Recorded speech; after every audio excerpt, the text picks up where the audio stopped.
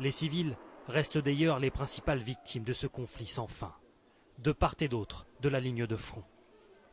Alors, un Français, Pierre Lecorf, s'est installé à Alep il y a 7 mois, pour venir en aide, dit-il, à ceux qui n'ont pas les moyens de fuir la guerre. Et ces familles qui font face tous les jours aux tirs des snipers, aux tirs des mortiers.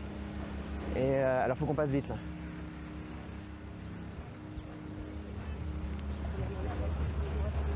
Ça c'est pour les snipers.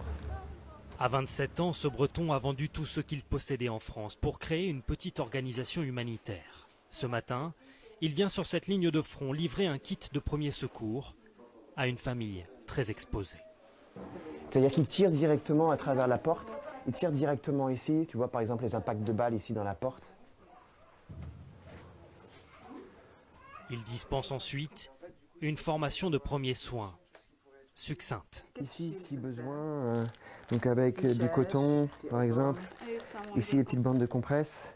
Mais cela peut sauver des vies, dit-il. Il prévoit d'en livrer 300 dans les semaines qui viennent. Ça ressemble juste à une boîte comme ça, mais il y a des produits à l'intérieur qui coûtent très très cher. Le thermomètre, les outils, etc.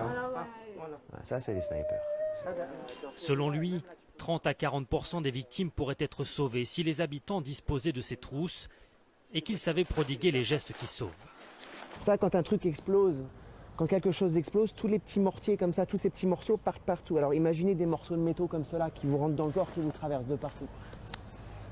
Il habite dans ce quartier coupé en deux, au dernier étage de cet immeuble, à 2 rues seulement de la ligne de front. Vous n'avez pas l'impression d'être un peu trompe-la mort?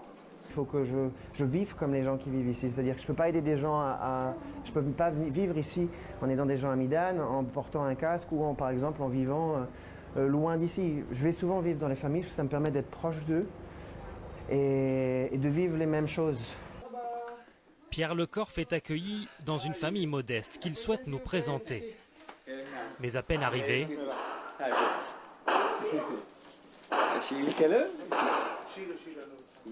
une fausse alerte cette fois. Dans l'appartement, les conditions de vie à 5 dans 30 mètres carrés sont pour le moins spartiates. Donc pas d'électricité, dit pas d'électricité pour le frigo, donc on garde tout ouvert. Et si vous voulez un peu d'eau, eh ben vous avez beau tourner le robinet. Alors qu'un Français ait choisi d'habiter à Alep dans ces circonstances suscite l'admiration de son hôte. La première fois que je l'ai vu, je lui ai dit « T'es cinglé, mec, qu'est-ce que tu fais là ?» Et puis j'ai compris que sa vocation était d'aider, et il le fait bien. Fervent catholique, Pierre Lecorf affirme s'être fait une conviction sur le conflit. Il n'est pas tendre avec les insurgés qu'il désigne sous le nom de terroristes, expression systématiquement utilisée par le pouvoir syrien. Est-ce que ça veut dire que vous avez définitivement choisi votre camp dans cette guerre? Non, je suis ici pour les humains. La seule différence, c'est que moi, je pleure pour les civils qui sont de l'autre côté, je pleure pour les civils qui sont ici. Il n'y a pas de question de parti. Ici, je suis là pour aider des gens à vivre mieux ou pour sauver des vies. Pourquoi je suis le seul ici?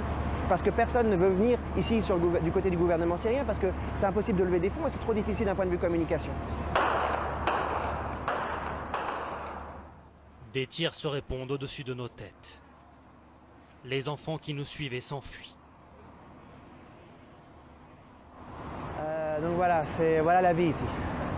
Une vie rude et risquée convient-il, mais qu'il ne souhaite pas abandonner, avec le sentiment d'être plus utile qu'ailleurs dans cette ville martyrisée par 4 années de combat.